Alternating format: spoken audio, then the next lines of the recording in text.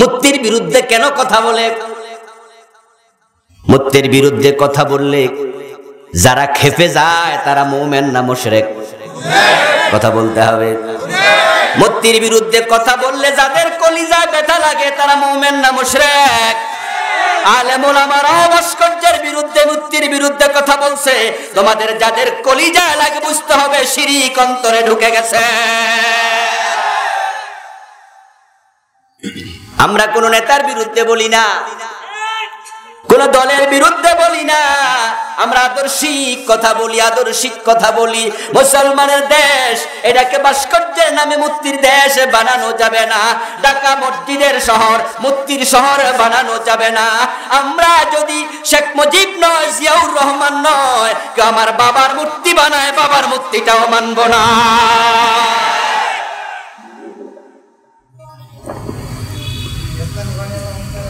আমার ভাইয়েরা, মুক্তির বিরুদ্ধে কথা বললে আপনার গায়ে লাগে। কেন গায়ে লাগবে? আপনি নিজে যদি নিজের বাবার ছবিটা সুন্দর করে টানায়া ঘরের মাঝে লটকায়া রাখেন, আপনার ঘরেও রহমতের ফেরেশতা ডুববে না। হাদিস আছে না নাই? এই হাদিসটা আমরা বানাইছি। হুজুররা খারাপ, হুজুররা শুধু শুধু ফতোয়া দেয়। সহিহ বুখারীর riwayat, মুসলিমের riwayat, সহিহ হাদিস। قال النبي صلى الله عليه وسلم لا تدخل الملائكة بيتا فيه كلب أو تصوير। রাসূলুল্লাহ বলেন ওই ঘরে রহমতের ফেরেশতা ঢুকবে না, ওই ঘরে ফেরেশতা ঢুকবে না, ফেরেশতা ঢুকবে না যেই ঘরে কুকুর থাকে এবং ছবি থাকে।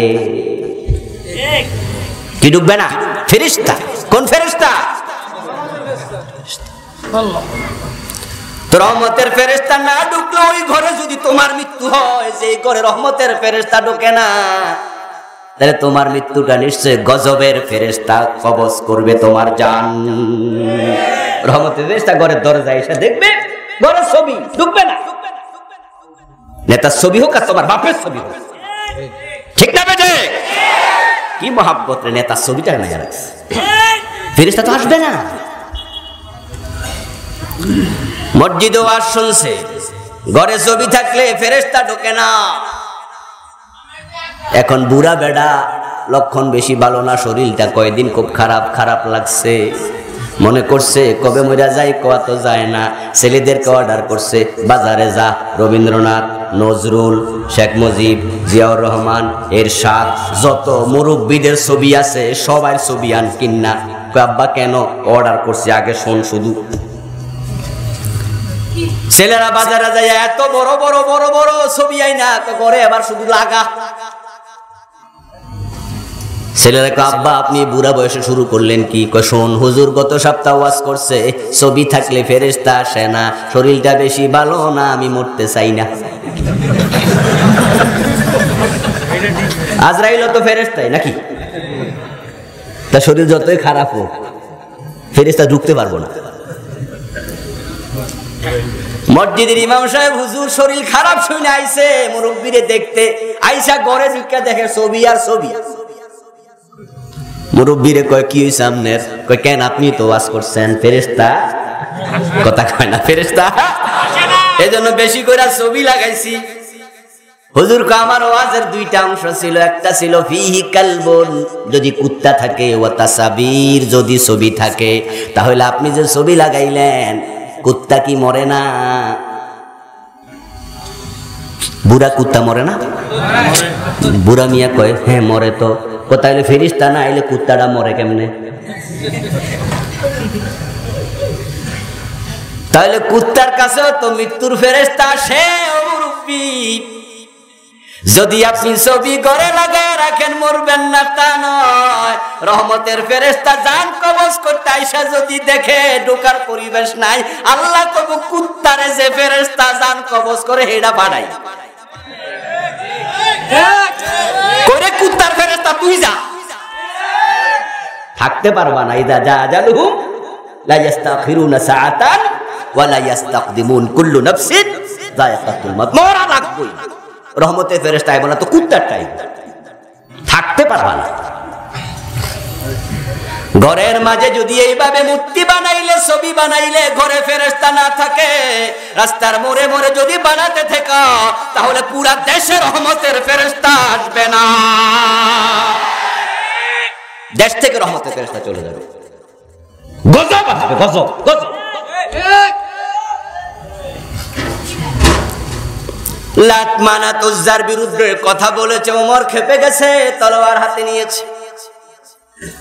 ঠিক আমরা গতকালকে দেখেছি ভাস্কর্যের বিরুদ্ধে কথা বলাতে একটা জালেম একজন আলেমকে অপমান করেছে মাহফিলে।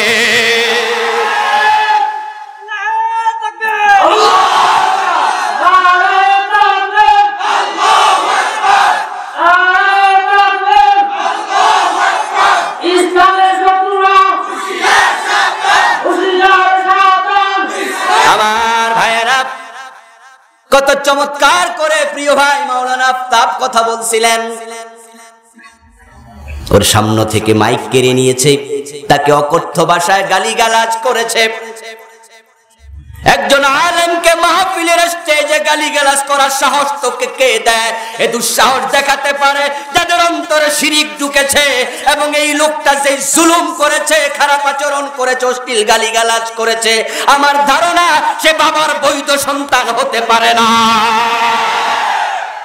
যাদের রক্তে সমস্যা, তারা দ্বীনের সাথে গাদ্দারি করার সাহস দেখায়, কোন হালাল জাদাই কাজ করতে পারে না। তাআলার পবিত্র জাতের লাখো কোটি শুকরিয়া জ্ঞাপন করছি, যে মহান বনি অত্যন্ত মেহেরবানি করে কুয়াশা স্নাত রাতে এই শীতের মাঝে কোরআনের মাঠে কোরআনের কথা বলার জন্য, শোনার জন্য আমাদের হাজির করলেন। শুকরিয়া তার, করোনার এই বিপর্যস্ততার মাঝেও যিনি আমাদেরকে সুস্থ রেখেছেন, নিরাপত্তা দিলেন, কোরআনের কথা বলার মতো, শোনার মতো মন মানসিকতা দিলেন। এই সব নেয়ামতের মালিক কে? এজন্য আমরা আলোচনার শুরুতেই মন প্রাণ উজাড় করে অন্তরের সবটুকুন শ্রদ্ধা এবং ভালোবাসা দিয়ে আমাদের মনিব আল্লাহ তাআলাকে শুকরিয়া জানাই, কৃতজ্ঞতা জানাই। লা ইন শাকারতুম লাযীদান্নাকুম, তার ওয়াদা হলো যে শুকরিয়া করবে তিনি নেয়ামত আরো বাড়াইয়া দেবেন। সুবহানাল্লাহ। কোরআনের কথা বলতে পারা, কোরআনের কথা শুনতে পারা, এটা আল্লাহর নেয়ামত ছাড়া সম্ভব না। বিশ্বনবী কোরআন তেলাওয়াত করতেন, কানে আঙ্গুল দিয়ে রাসূলের সামনে দিয়ে চলে যেত, যেন কানে কোরআনের আওয়াজটা না পৌঁছে। এমন কিছু কাফেরও ছিল, কোরআন তারা শুনতো না। দারুন নাদওয়ার মিটিং এ সিদ্ধান্ত নিয়েছে, লা তাসমাউ লিহাদাল কোরআন, এই কোরআন তো আমরা শুনবো না, তোমরা যারা আছো তারাও শুনতে পারবা না। মিটিং করছি, সিদ্ধান্ত নিছি কোরআন শোনা যাবে না। ওয়ালগাউ ফীহি লাআল্লাকুম তাগলিবুন, এবং কোরআন যেখানে আলোচিত হয়, তেলাওয়াত হয়, আলোচনা করা হয়, সেখানে জিয়া 144 জারি করো, ডিস্টার্ব করো, গন্ডগোল লাগাও, শোনা যাবে না, অন্য কেউ শুনতে দেয়া হবে না। কানে আঙ্গুল দিয়ে চলে যেত, আওয়াজ যেন কানে না যায়। আবার কিছু কিছু কাফের ছিল যারা বিশ্ব নবীর কোরআন তেলাওয়াত শোনার জন্য রাতের গভীরে তার ঘরের পিছনে এসে দাঁড়ায়া থাকতো। দেখেন দুই রকম মানুষ। বিশ্ব নবী কালেমা দিতে চায়, আবু তালেব নেয় না। বেলালের গলায় রশি লাগায়া টানে, বেলাল কালেমা ছাড়ে না। দুই রকম মানুষ। তৌফিক লাগবে। এই যে কোরআনের মাঠে এসে বসে আছেন, এটা আপনার কৃতিত্ব নয়, আপনাকে তৌফিক দিয়েছেন কে? আল্লাহ। এই গ্রামে বাড়ি, অথচ মাহফিলে আসে নাই, এমন আছে না? এই গ্রামে বাড়ি, এই গ্রামে। আবার সাইকেল চালায় এসে গেছে, পায়ে হেঁটে আসছে 3 মাইল 5 মাইল দূর থেকে, এমনও 2-4 জন আছেন না নাই? তৌফিক লাগবে, তৌফিক, তৌফিক। রাসূলুল্লাহ বলেছেন মানুষের অন্তর আল্লাহর 2 আঙ্গুলের মাঝখানে। আল্লাহ যেদিকে চায় ঘুরাইয়া দেয়। কোরআনের মাহফিল আসে না, হতভাগ্য, হতভাগ্য। আর আপনারা যারা আসতে পারছেন আপনি সৌভাগ্যবান।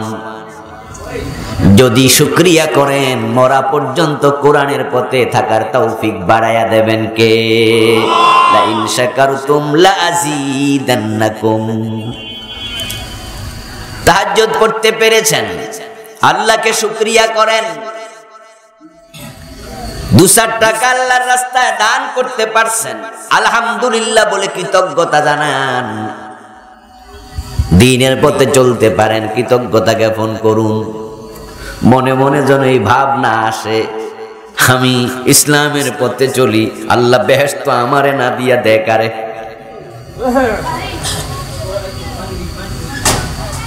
আমার বন্ধু, আল্লাহ তাআলা আপনাকে করার তৌফিক দিয়েছেন, তাই আপনি পারেন। আবু জেহেলের নাম কিন্তু আবু জেহেল ছিল না, তার নাম ছিল আমর বিন হিশাম। নাম হলো আমর। কি নাম? বাবার নাম হলো হিশাম। মক্কার লোকেরা তার জ্ঞানের কারণে, বুদ্ধিমত্তার কারণে তাকে তারা বলতো আবুল হেকাম। নাম হলো আমর। নাম কি? আমর। রাসূলুল্লাহ দোয়া করছেন আল্লাহুম্মা হাদি আদাল উমরাইন। হে আল্লাহ, আমর বিন হিশাম অথবা ওমর ইবনুল খাত্তাব, 2 ওমর, 2 জনের সাথে আইন মিম রা আছে। একজন আইন মিম রায়ের পরে ওয়াও, তাহের নাম আমর। ওয়াও থাকলে কি কয়? আমর। আর আইন মিম রা যদি হয় তাহলে হয় ওমর। আল্লাহর হাবিব বলে আল্লাহ আইন মিম রা ওয়ালা 2টার একটার হেদায়েত দাও। একজন আমর বিন হিশাম আর একজন ওমর ইবনুল খাত্তাব। মক্কার লোকেরা আমর বিন হিশামের বুদ্ধিমত্তার কারণে তাকে বলতো আবুল হেকাম। হেকাম শব্দটি হিকমত শব্দের বহুবচন। হিকমত অর্থ কি? জ্ঞান, বিজ্ঞান, প্রজ্ঞা, বুদ্ধিমত্তা, কৌশল। এখানে আবু শব্দের অর্থ বাপ নয়। আবুল শব্দটা বিভিন্ন অর্থে আসে। এখানে আবুল মানি সাহেব, আবুদ্দার আই মালিক উদ্দার, সাহেবুদ্দার ঘরের মালিক। আবুল হেকাম মানি সাহেবুল হিকমা, পণ্ডিত, জ্ঞানী। তাহলে আবু জেহেল পাগলা ছিল না, মূর্খ ছিল না। এলাকার লোকেরা তাকে পণ্ডিত বলতো, হিকমত ওয়ালা ছিল। কিন্তু বুদ্ধিমান, বিচক্ষণ, কোরআনের ইলম নেবে, ঈমান নেবে, ওই তৌফিক তার হয় নাই, সেই উল্টা হইছে। তাই আবু জেহেল হয়ে গেছে। আল্লাহ তৌফিক দেয় নাই, অথচ তার বাড়িটাই তো ছিল মক্কা। রাসূলুল্লাহ জন্মের পর থেকে কুলে ফিটে করে মানুষ করেছে স্বাস্থ্য ভাই, খালাতো ভাই, রাসূলের বাবার স্বাস্থ্য ভাই, খালাতো ভাই, আপনজন, একই বংশের লোক, কাছাকাছি লোক। ঈমান পাইল না ঘরের চাচা আবু তালেব। আবার ইথিওপিয়ার বেলাল, পারস্যের সালমান ফার্সি, ওই গেফার গোত্রের আবু জর গিফারি, তারা দূর থেকে এসে ঈমান পেয়ে গেল, গলায় রশি লাগাইল, সারে না। তাদেরকে ঈমান আনার তৌফিক দিয়েছেন কে?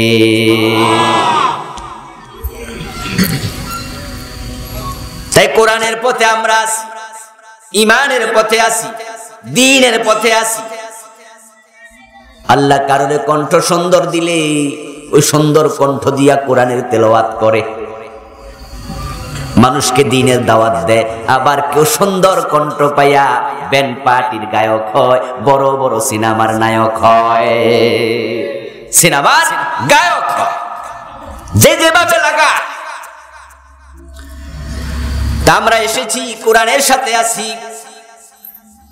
আলোচনা শুরুতে আমরা আল্লাহ তাআলাকে একটাবার ধন্যবাদ দিতে চাই, কৃতজ্ঞতা জানাতে চাই। সবাই মিলে জোরে জোরে একবার কালিমাতু শুকর পড়ুন, আলহামদুলিল্লাহ।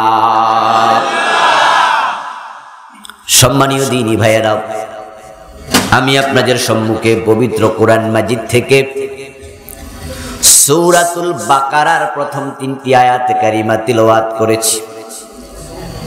বিশ্বনবীর পবিত্র মুখনিসৃত একখানা হাদিসের আংশিক পাঠ করেছি। আল্লাহ তাআলা তৌফিক দান করলে এখান থেকে কিছু কথা বলবো। ওয়া মা তৌফিকি ইল্লা বিল্লাহ। আল্লাহ তাআলা বলেন আলিফ লাম মিম।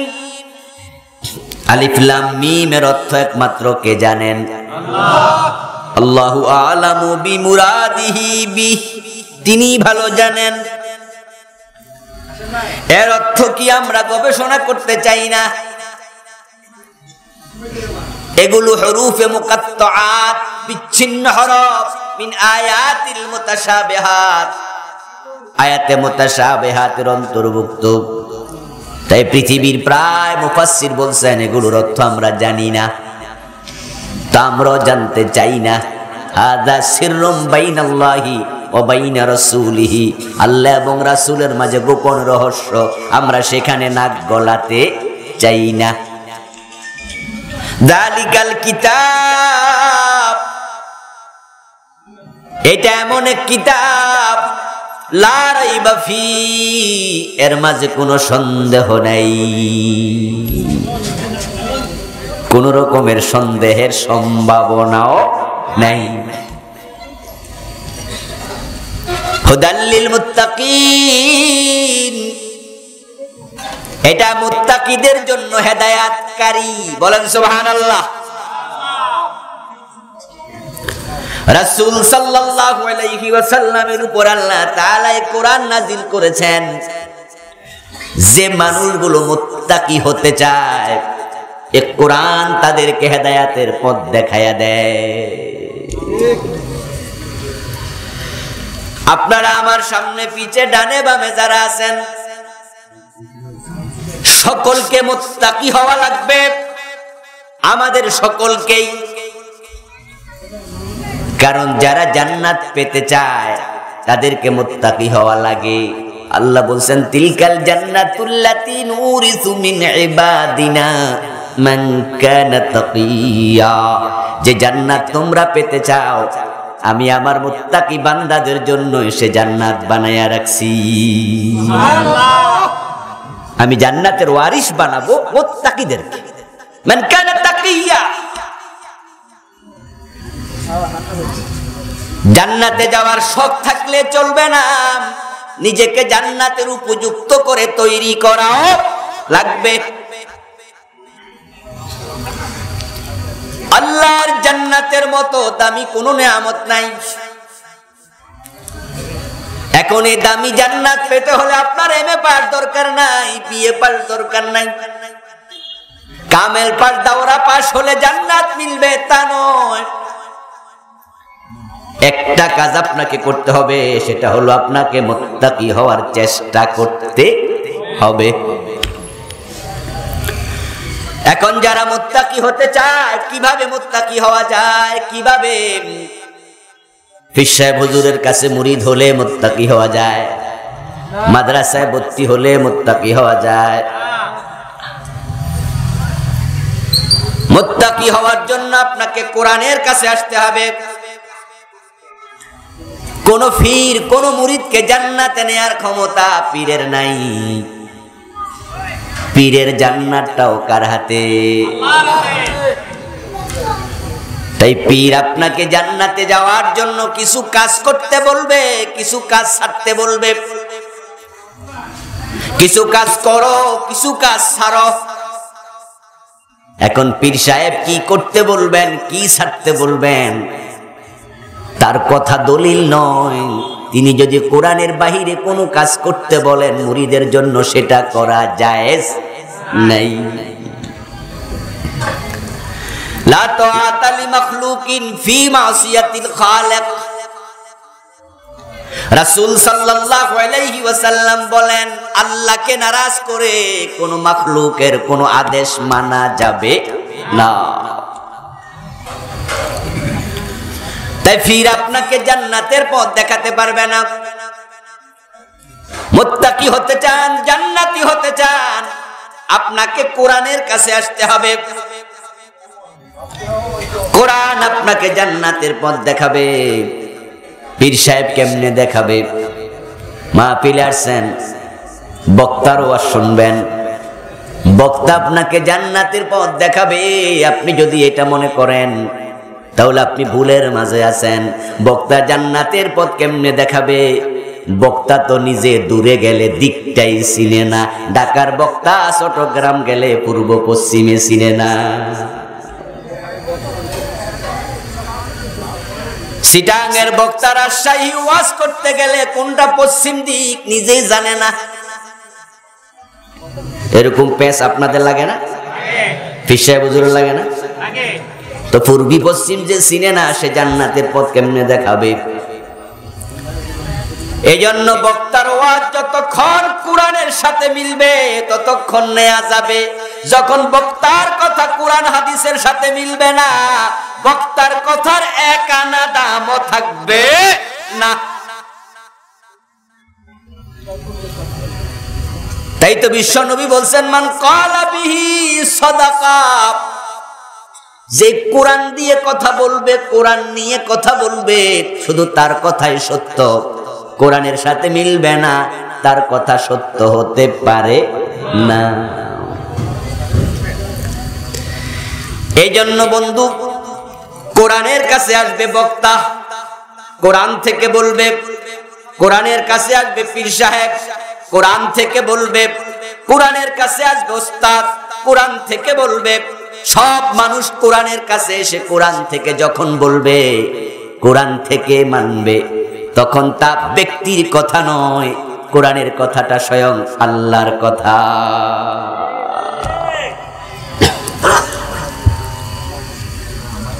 আমি যদি এখন আপনাদের সম্মুখে কোরআন থেকে তেলাওয়াত করি,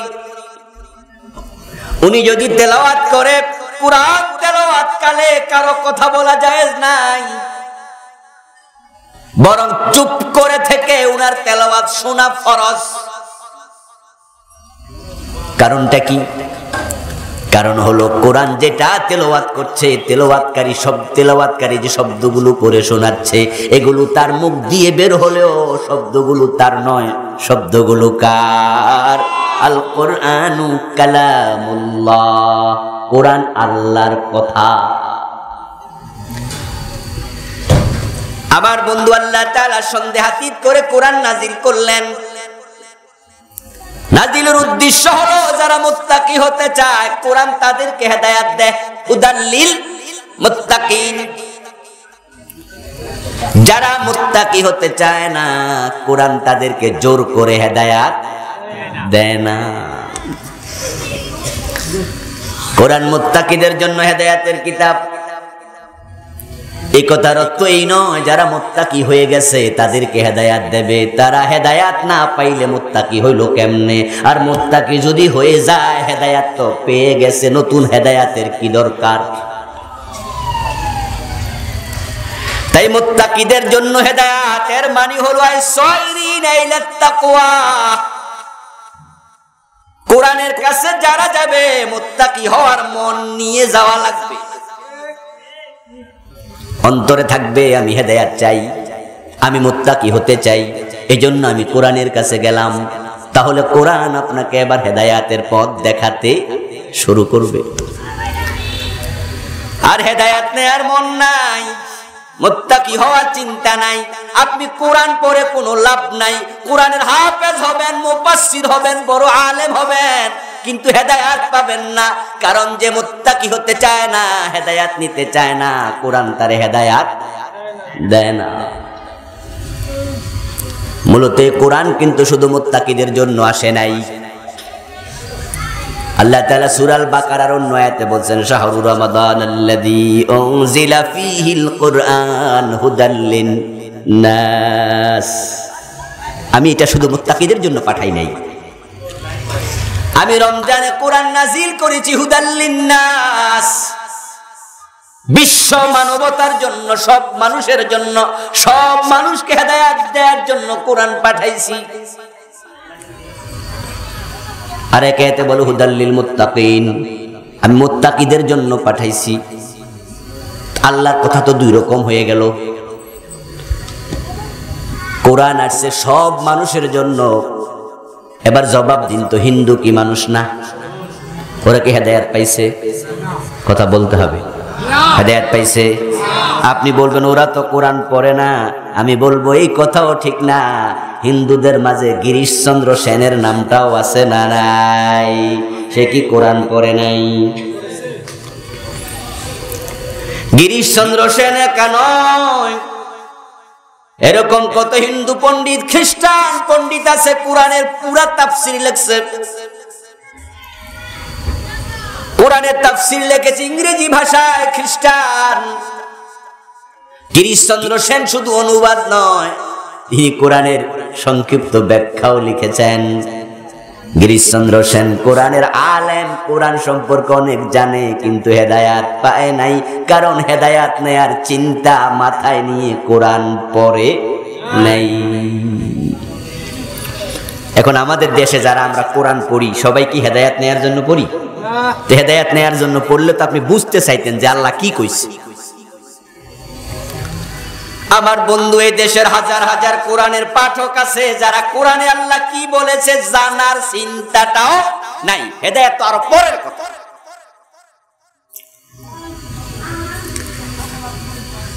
আপনার সন্তান যদি আপনার কাছে বিদেশ থেকে চিঠি পাঠায়, ছেলে আমেরিকায় থাকে, ফ্রান্সে থাকে,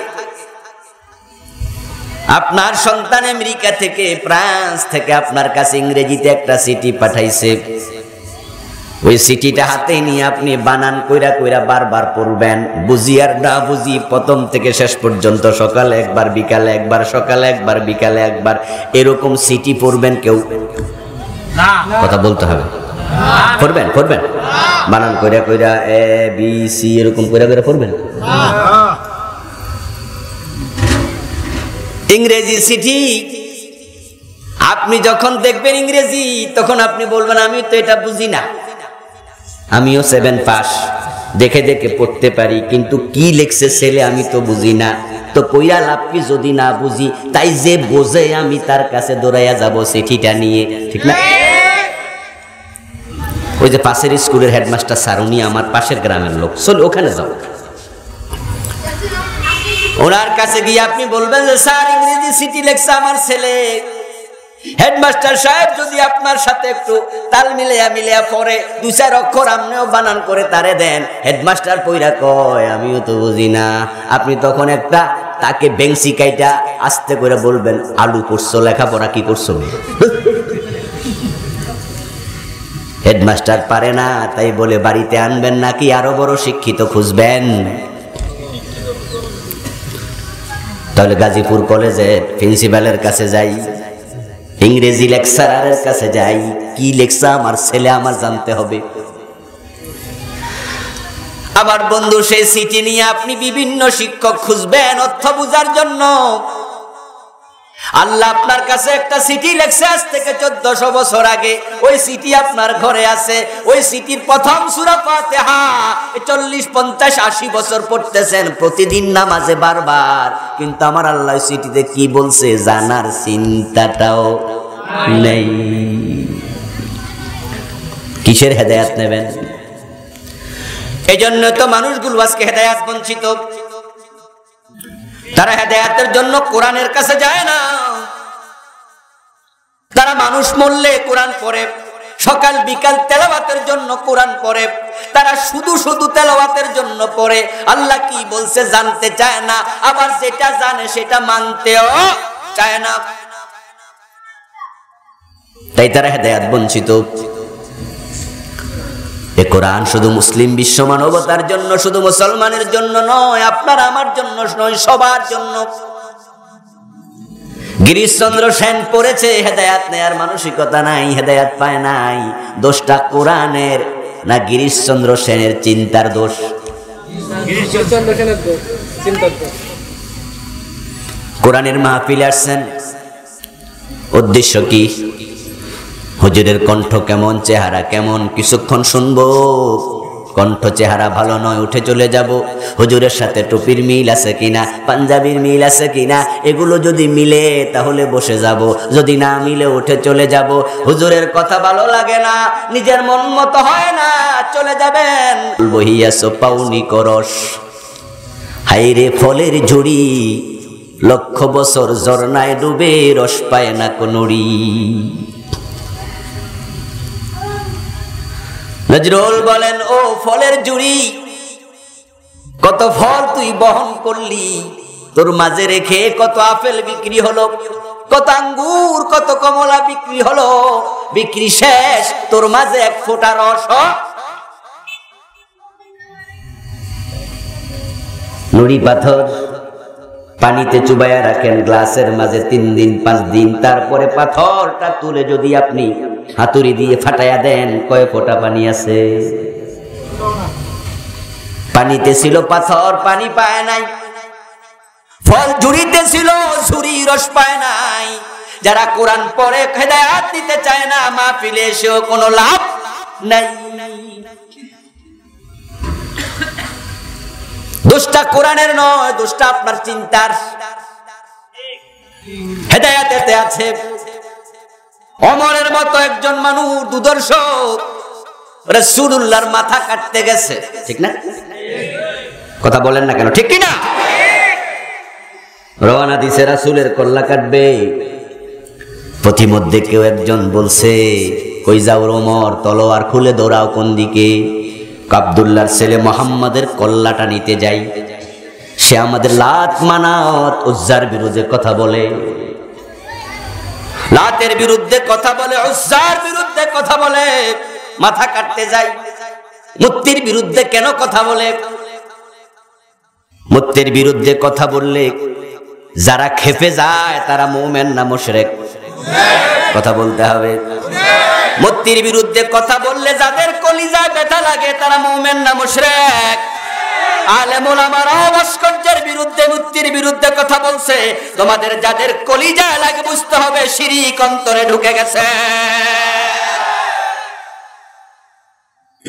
আমরা কোন নেতার বিরুদ্ধে বলি না, কোন দলের বিরুদ্ধে বলি না, আমরা আদর্শিক কথা বলি, আদর্শিক কথা বলি। মুসলমানের দেশ, এটাকে ভাস্কর্যের নামে মূর্তির দেশ বানানো যাবে না। ঢাকা মসজিদের শহর, মূর্তির শহর বানানো যাবে না। আমরা যদি শেখ মুজিব নয়, জিয়াউর রহমান নয়, কেউ আমার বাবার মূর্তি বানায়, বাবার মূর্তিটাও মানব না।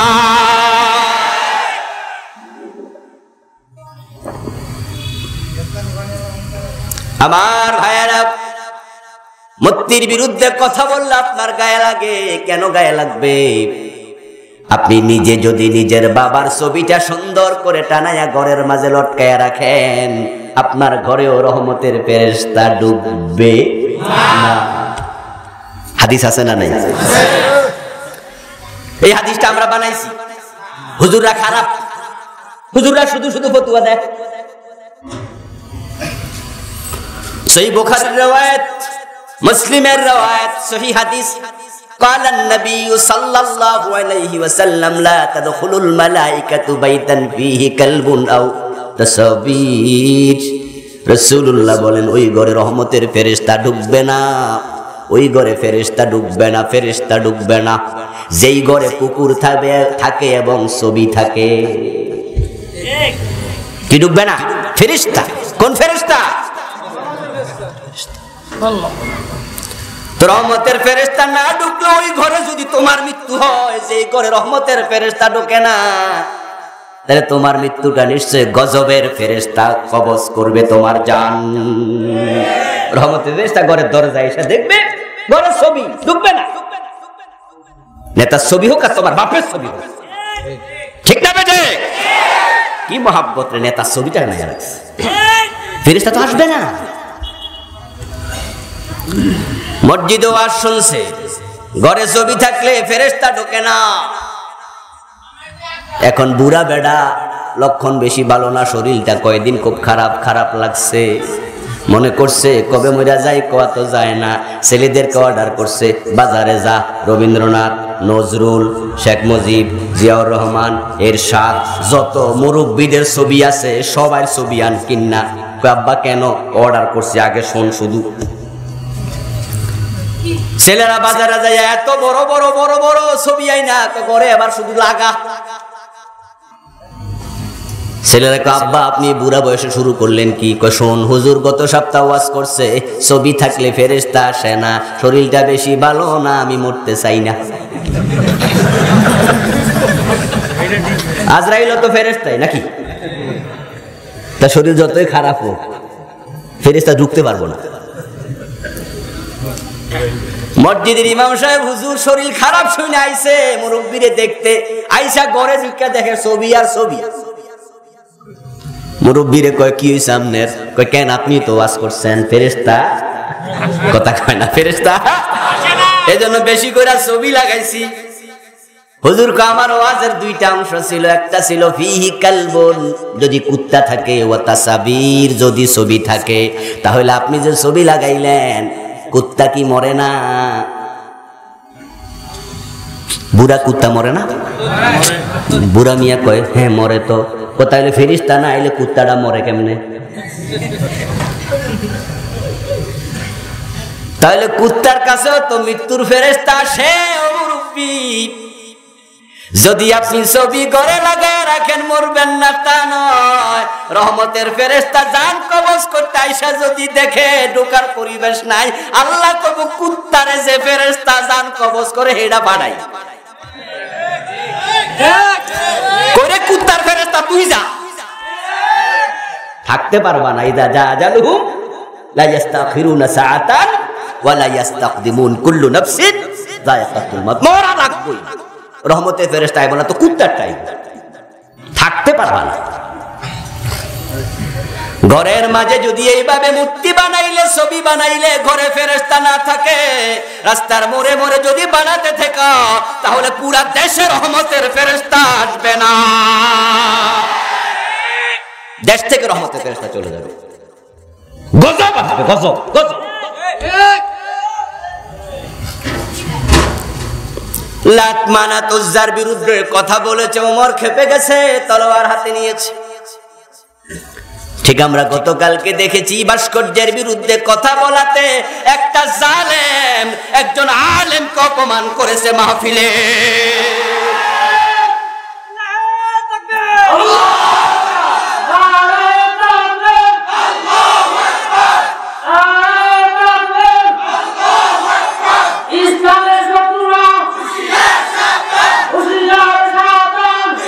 আমার ভাইয়েরা, কত চমৎকার করে প্রিয় ভাই মাওলানা আফতাব কথা বলছিলেন। ওর সামনে থেকে মাইক কেড়ে নিয়েছে, তাকে অকথ্য ভাষায় গালিগালাজ করেছে। একজন আলেমকে মাহফিলের স্টেজে গালিগালাজ করার সাহস তোকে কে দেয়? এ দুঃসাহস দেখাতে পারে যাদের অন্তরে শিরিক ঢুকেছে, এবং এই লোকটা যে জুলুম করেছে, খারাপ আচরণ করেছে, অশ্লীল গালিগালাজ করেছে, আমার ধারণা সে বাবার বৈধ সন্তান হতে পারে না। যাদের রক্তে সমস্যা, তারা দ্বীনের সাথে গাদ্দারি করার সাহস দেখায়, কোন হালাল জাদাই কাজ করতে পারে না।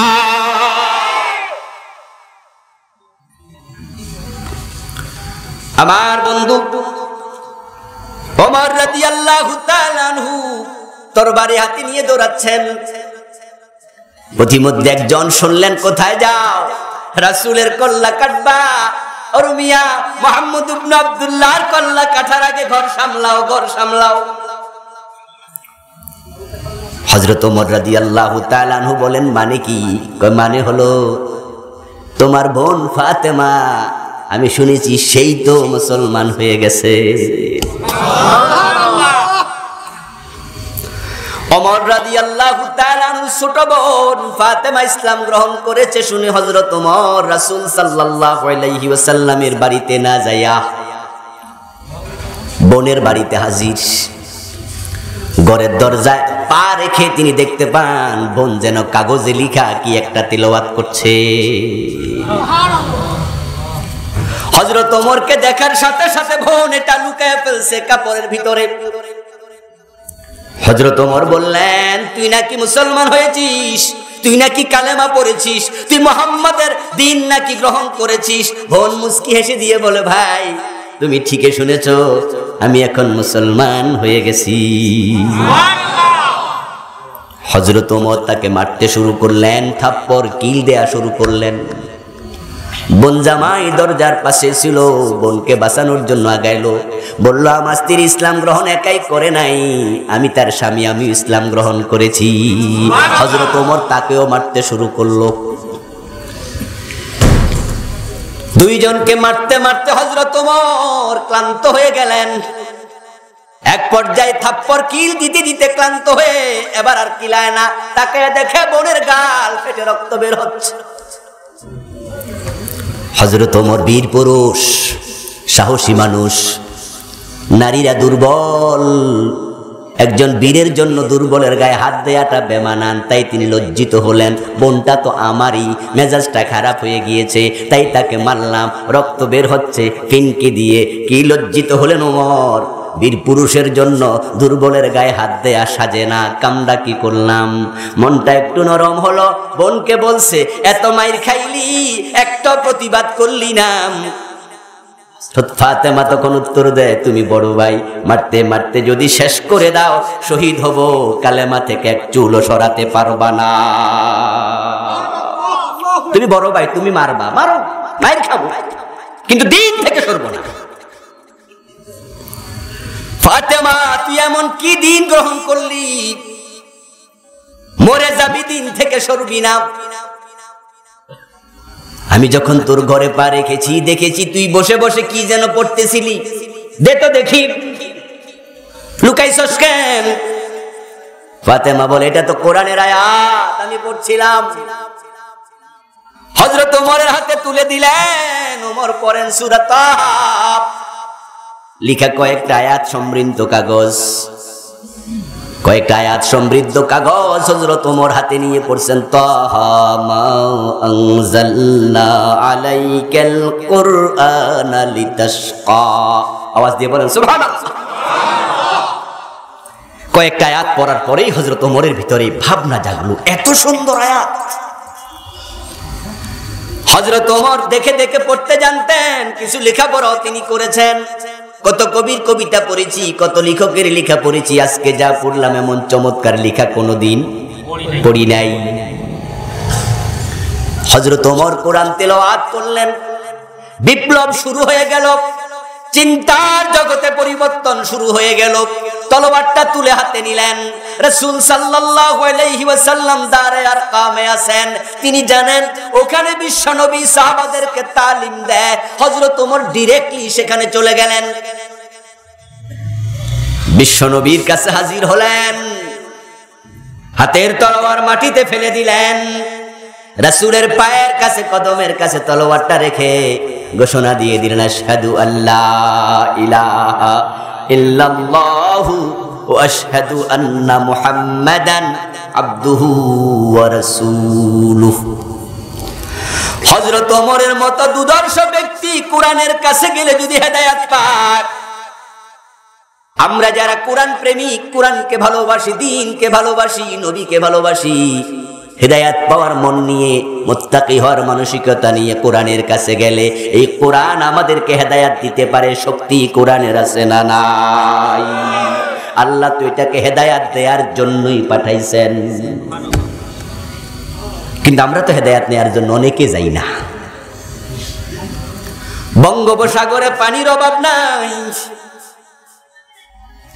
আপনি মগ নিয়ে যান ভর্তি হবে, জগ নিয়ে যান ভর্তি হবে, ড্রাম নিয়ে যান ভর্তি হবে, যত বড় ড্রাম হোক ভর্তি হওয়ার মতো পানি বঙ্গোপসাগরে আছে না নাই?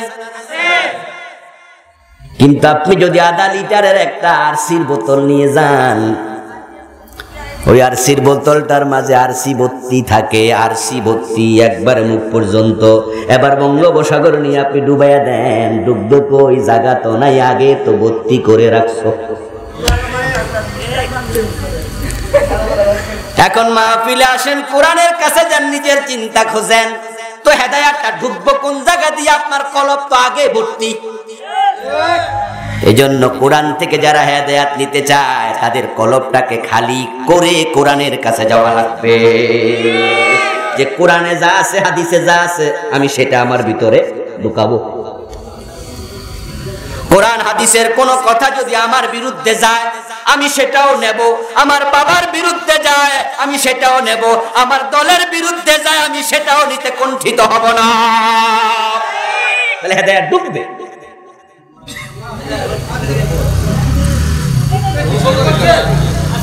আবার বন্ধু, কোরআনের মাহফিলে যাওয়ার সময় তোমার অন্তরের তালা বন্ধ করে যেও না। বঙ্গোপসাগরে পানির অভাব নাই, কোটি কোটি ব্যারেল পানি আছে, কিন্তু আধা লিটার একটা আরসির বোতল, একটা ফান্টার বোতল, 7 আপের বোতল যদি আপনি নেন, এটার মুখটারে ভালো করে বন্ধ করে 3 দিনও ডুবাইয়া রাখেন, এক ফোঁটা পানিও ডুববে না। পানির অভাব নাই কিন্তু ঢোকে নাই। বঙ্গোপসাগরের দোষ না আপনার দোষ?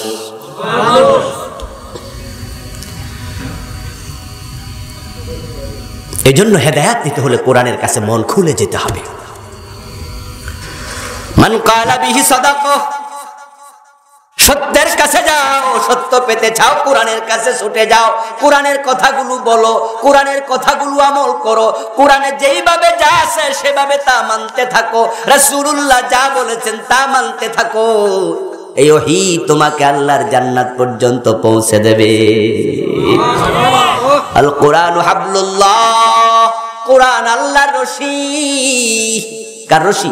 আল্লাহর রশি। ওয়াতাসিমু বিহাবলিল্লাহি জামিআন ওয়া লা তাফাররাকু। আল্লাহ তাআলা কোরআনে বলেন, তোমরা সবাই মিলে আমার রশিকে শক্ত করে আঁকড়ায়া ধরো। আল কোরআন হাবলুল্লাহ, এটা আল্লাহর রশি। এই রশিটা আল্লাহর হাতে আছে, আল্লাহর হাতে আছে, আল্লাহর হাতে আছে। শক্ত করে ধরো, আল্লাহ টেনে তোমাকে আল্লাহর জান্নাতে নিয়ে যাবেন।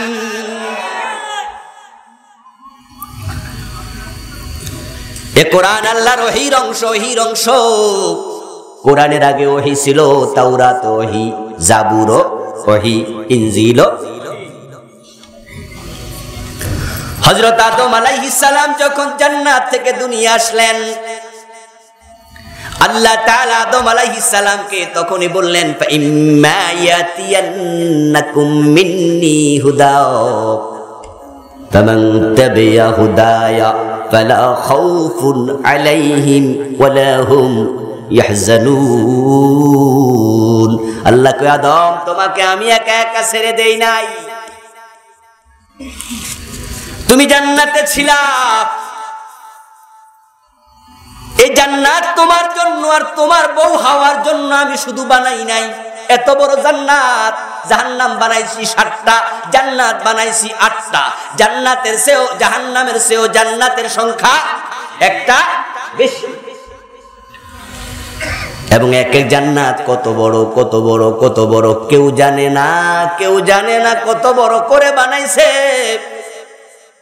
শুধু একটু অনুমান করা যায়, অনুমান, অনুমান। বিশ্ব নবী বলেন, সবার পরে যে জান্নাতে যাবে, যার পরে কেউ জান্নাতে ঢুকতে পারবে না, সবার পরে যে জান্নাতে যাবে তাকে জান্নাতে জায়গা দেয়া হবে দুনিয়ার মতো 10 দুনিয়া। সহিহ বুখারীর হাদিস। সবার পরের জান্নাতি আল্লাহ তাআলা তাকে লক্ষ্য করে বলবেন, ফা ইন্নালাকা মিসলাদ দুনিয়া ওয়া 10 আমসালিহা।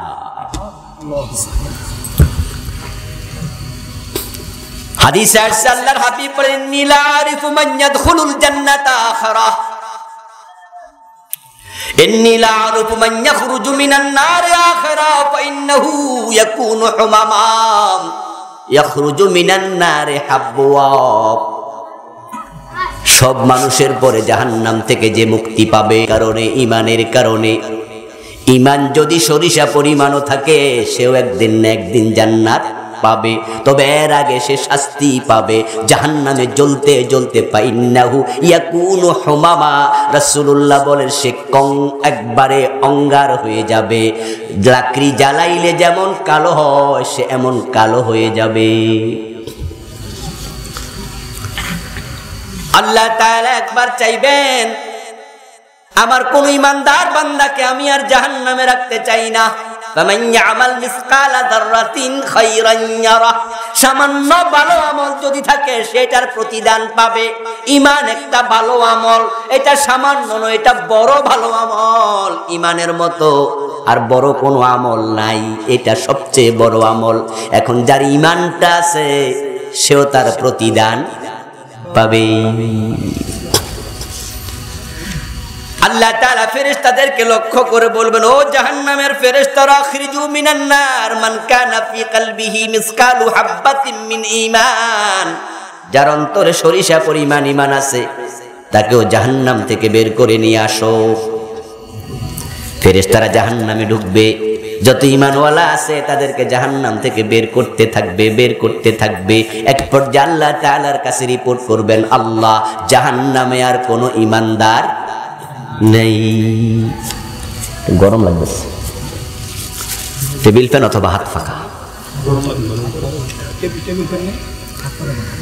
জাহান্নামের ফেরেশতার রিপোর্ট পাওয়ার পর আল্লাহ তাআলা বলবেন, ও জাহান্নামের ফেরেশতা, তোমরা বলতেছো ঈমানদার আর একজনও নাই, অথচ আমি আল্লাহ জানি এখনো একজন বাকি আছে, তাকে নিয়ে আসো, যাও।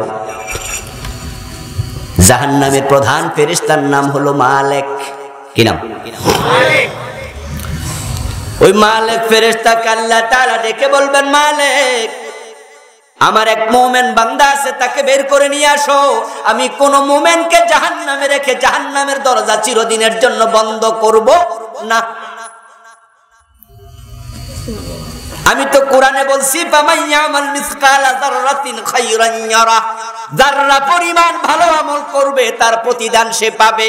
এখন জাহান্নাম যদি বন্ধ করে দেয়, এই আয়াতের উপর আমল কেমনে হবে?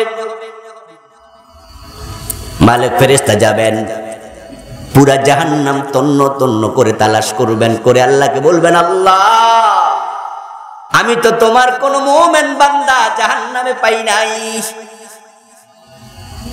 অথচ রাসূল বলেন, সন্তানকে মা যেমন চিনে, মালিক ফেরেশতাও জাহান্নামকে তেমনই চিনে। সন্তানকে মা যেমন চিনে মানে কি?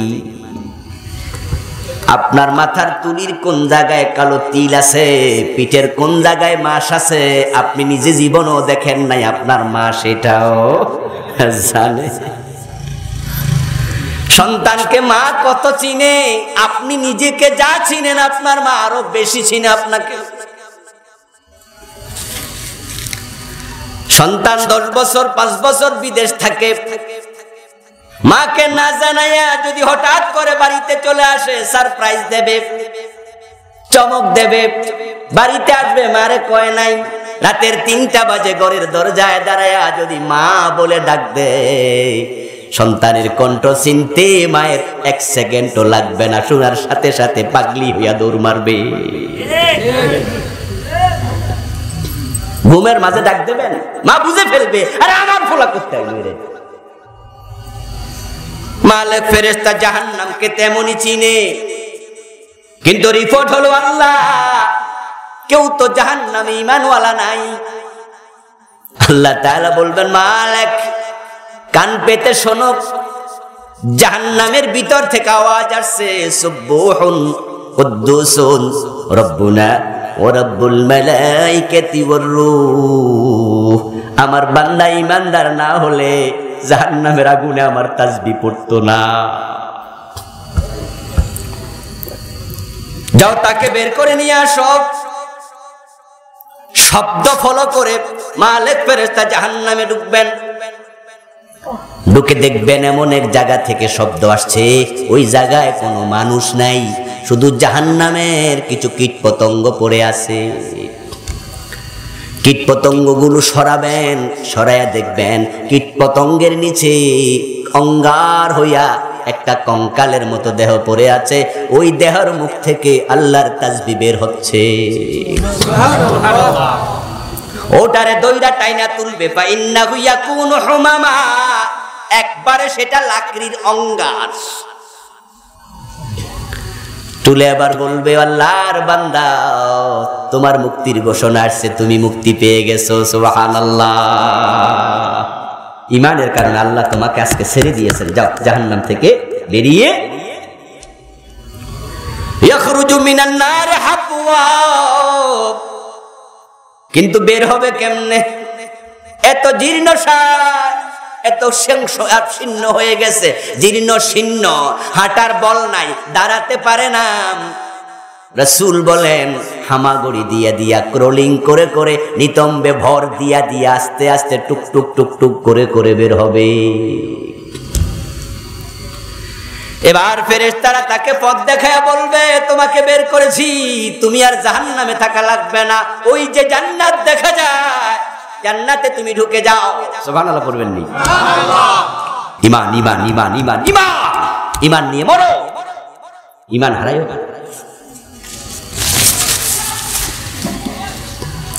ওই ব্যক্তি জান্নাতে ঢুকতে যাবে, জান্নাতের ফেরেশতারা দেখে বলবে নো এন্ট্রেন্স, প্রবেশ নিষেধ।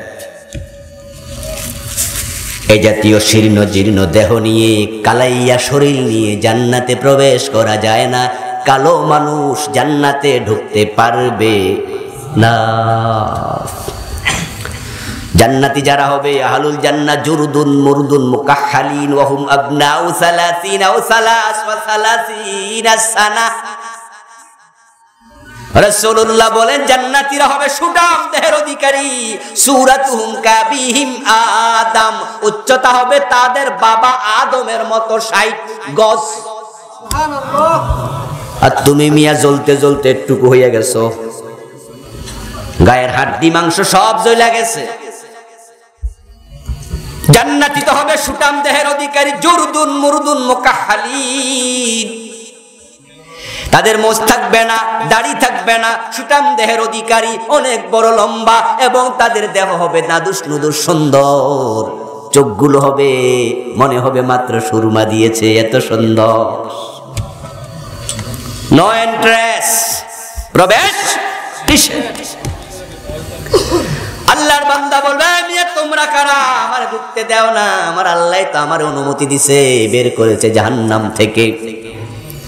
ফেরেশতারা শুনে বলবো, এবার বুঝছি, তাহলে ওই যে একটা ঝর্ণা দেখা যায়, কূপ দেখা যায়, ওই ঝর্ণায় একটা গোসল দিয়ে আসো।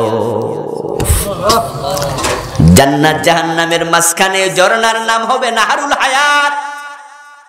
কি নাম? নাহরুল হায়াত, জীবন্ত ঝর্ণা, জীবনের ঝর্ণা। ফেরেশতা দেখা দিলে সে যাবে, ক্রলিং করে করে হামাগুড়ি দিয়ে দিয়ে সে ঝর্ণা পর্যন্ত পৌঁছবে। বিশ্ব নবী বলছেন, সহিহ মুসলিমের হাদিস, সে ঝর্ণার মাঝে ডুব দেবে, ডুব দিয়া মাথা তোলার সাথে সাথে নালার পাশের ঘাস যেমন তরু তাজা হয়, ঠিক তরু তাজা জান্নাতি যুবকে পরিণত হয়ে যাবে। এখন চেহারা অনেক সুন্দর, উচ্চতা অনেক লম্বা, দেহের মাঝে জাহান্নামীদের কোনো চিহ্ন আর নাই। এখন তোর কথা শুনো।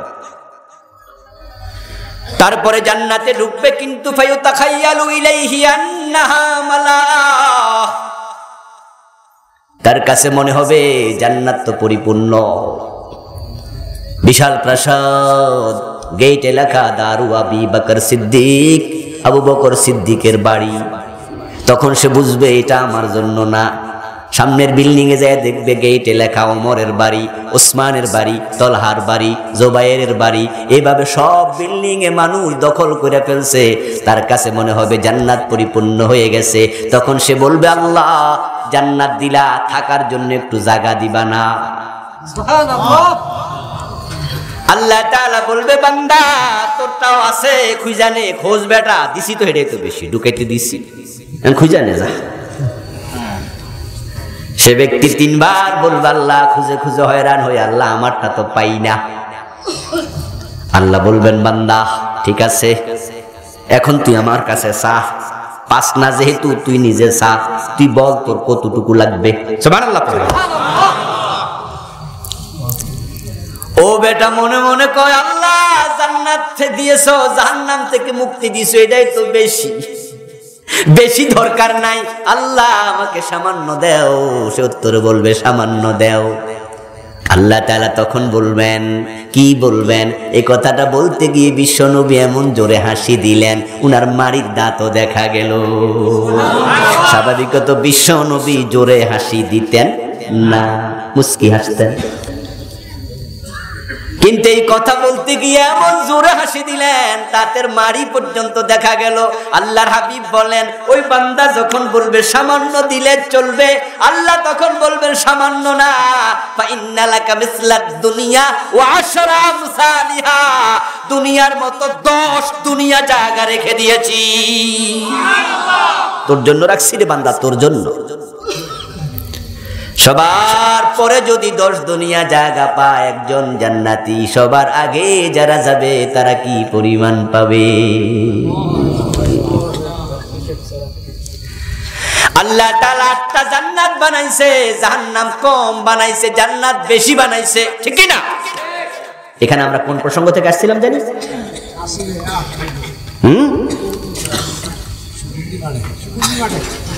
আরে না, এই আলোচনায় ঠিক এই পয়েন্টে কোথা থেকে জানি আসছিলাম? জান্নাত বেশি জাহান্নাম কম।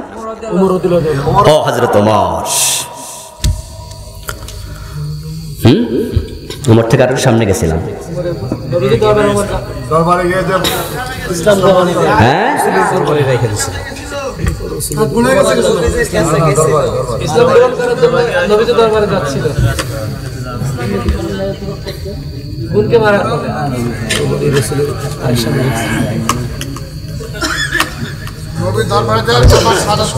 কালেমা পড়ছে তো, কালেমার পরেই তো আমরা আরেক জায়গায় গেছিলাম যে ওখান থেকেই জান্নাত বেশি জাহান্নাম কম।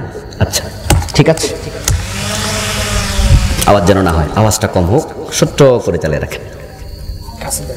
আমার বন্ধু বলছিলাম জান্নাতের পথ দেখানোর জন্য আল্লাহ কোরআন পাঠাইছে।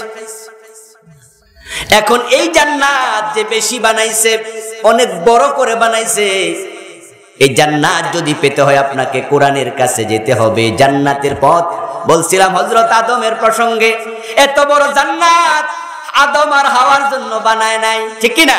এইখান থেকে আইছিলাম ভাই, গেছেন বুঝলা, আমারই মনে করা লাগলো।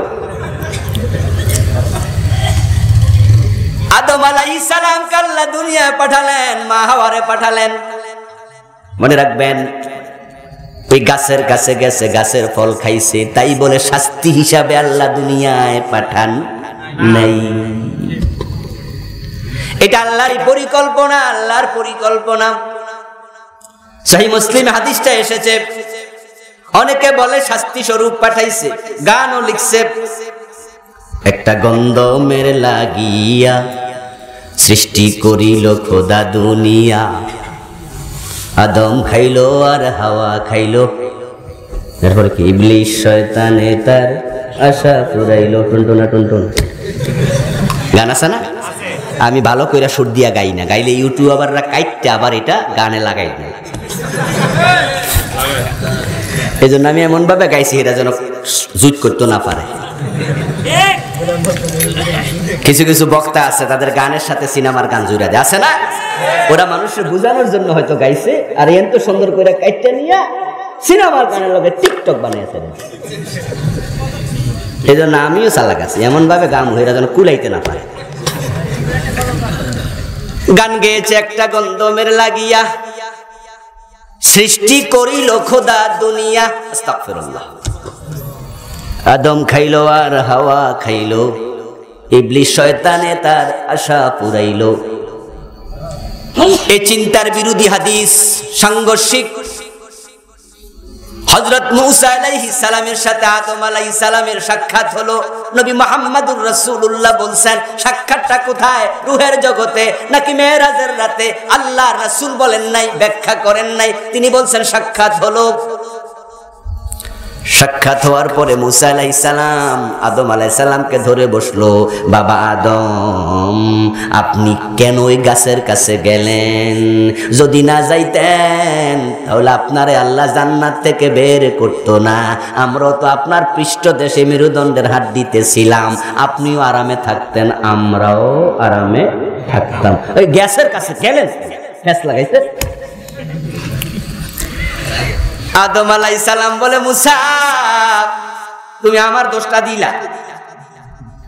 আচ্ছা তোমার কাছে তাওরাত নাজিল হয়েছে না? হয়েছে। তুমি কি জানো আল্লাহ তাওরাত আগে লিখছে না আমারে আগে বানাইছে? মুসা নবী কয় জানি, আপনারে বানানোর আগে তাওরাত লিখছে। তাহলে তাওরাতে তো পাইছো, সেখানে আছে ও আসা আদামু রাব্বাহু ফাগাওয়া, সেখানে লিখা আছে আদম তার রবের অবাধ্যতা করেছে তাই পথ হারা হয়েছে। লিখা পাইছো নি? কহে পাইছি। কথা হইলে আবার তুমি বলো আমারে বানানোর আগে আল্লাহ লিখে লাইছে, দোষটা আমার কেমন হইল? রাসূলুল্লাহ সাল্লাল্লাহু আলাইহি ওয়াসাল্লামের হাদিসের শেষ দিকে তিনবার বলছেন ফাহাজ্জা আদামু আলা মুসা, ফাহাজ্জা আদামু আলা মুসা, মুসার উপরে ওই বিতর্কে ওই ঝগড়ার সময় আদম বিজয়ী হয়েছে, আদম বিজয়ী হয়েছে, আদম বিজয়ী হয়েছে। মুসা নবী মাথা নত কইরা কইছে, আব্বা ঠিকই কইছেন, আপনার কোনো দোষ। এটা আল্লাহর পরিকল্পনা। শুধু আদম আর হাওয়ার জন্য এত বড় জান্নাত আল্লাহ বানায় নাই। আদম হাওয়াকে দুনিয়ায় পাঠায় আল্লাহ কয়, ও আদম ফাইম্মা ইয়াতিয়ান্নাকুম মিন্নি হুদা, যে জান্নাত থেকে তোমাকে দুনিয়ায় পাঠিয়ে দিয়েছি, আবার কোন রাস্তায় চললে জান্নাতে আসা যায় সে রাস্তা আমি আল্লাহই দেখাবো। মিন্নি মিন্নি আমার পক্ষ থেকে যাবে। ওয়াদা এই জান্নাতে তুমি আবার ফিরে আসবা, একা নয়, তোমার লক্ষ লক্ষ সন্তানও আসবে। সুবহানাল্লাহ, এত বড় জান্নাত দুইজনের জন্য বানাই নাই। তবে শর্ত একটা, ফামান তাবিআ হুদায়া, যে আমার দেখানো হেদায়েত ফলো করবে, অনুসরণ করবে, ফালা খাউফুন আলাইহিম ওয়ালা হুম ইয়াহজানুন, তাদের জন্য কোনো টেনশন নাই, কোনো দুশ্চিন্তার কারণ নাই। আমার হেদায়াত অনুসরণ করবে, এই ওহী যে অনুসরণ করবে, ওহী তাকে আমার জান্নাতে আবার পৌঁছায়া দেবে। এখন আপনারাও জান্নাত চান, জান্নাত যদি চান হেদায়াতের কাছে যান, কোরআনের কাছে যান। কিন্তু পরিতাপ, কোরআনের কাছে মানুষ বেশি যায় না জান্নাত পাওয়ার জন্য পীরের দরবারে বেশি যায়? রাগ করবেন? সত্য কথা বলুন, কোরআনের কাছে বেশি যায় না পীরের কাছে বেশি যায়?